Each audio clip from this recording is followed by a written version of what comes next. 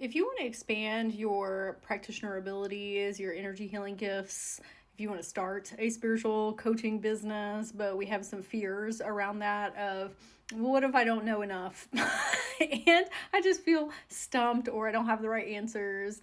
I'm going to share something I said to one of my clients earlier that might help you on your journey as well. I'm going to hold your hand when I say this. You are a channeler, okay?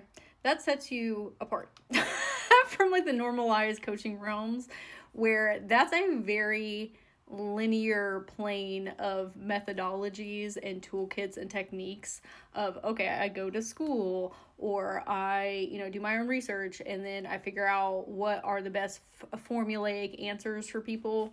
And that's fine. We love that. That's where I started as well. But once you get deeper into your spiritual awakening journey, you have a whole spirit team available to you. The person's higher self, their inner children, their spirit guides. Even if you aren't conscientiously hearing them in different voices, that doesn't mean they're not there. They will drop insights and knowledge and wisdom about your clients if you do not personally have the answer yourself. And who better to know them than their team? There are sessions that I hold that are solely based on my own perspectives and toolkits, because I have lived and breathed those experiences that they're personally going through. And then there are other sessions where I'm just a conduit for their higher self.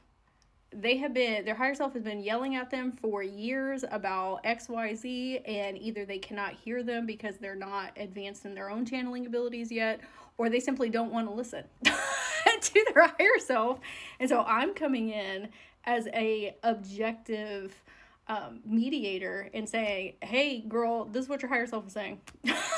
And it really doesn't have anything to do with my own toolkit. It's your higher self and inner children and your different incarnations, your spirit guides. This is what they're saying. I am a mirror reflector to what you need to hear. Whether it is coming from my own mind or from your psyche and your subconscious, this is the tea. Okay, so you got to take some of that pressure off of yourself and maybe work on your channeling abilities. Like psychology methods are fantastic. I love those, especially because usually what we're dealing with anyway has to do with childhood trauma. That's like 90% of why we're experiencing challenges or triggers or behavioral patterns.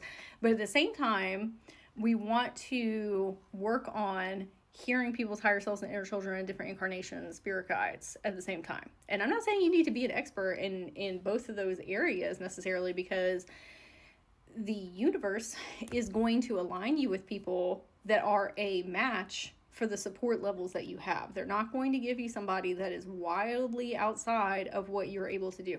Yes, sometimes you are going to be matched with people that make you step outside of your comfort zone and really make you think outside of the box and push the boundaries of what you believe is capable in your coaching and practitionering abilities. But it's still going to be somebody who is energetically in alignment with you. That's why you matched in the first place. So this is to say, remember, it's not just you that's on the healing council. You are one part of that, and then you've got the whole person's team over there. And oftentimes it's not even about giving them the right answer.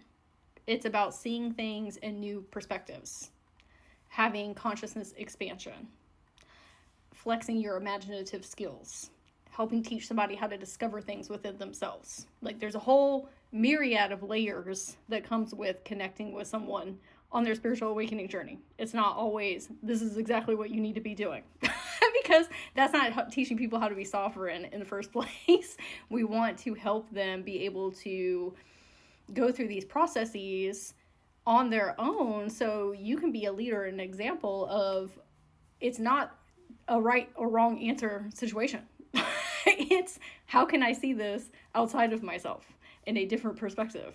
I would love to hear in the comments if you found this message beneficial, if it's something you needed to hear today. Remember to give it a follow, and I'm wishing you a very magical day.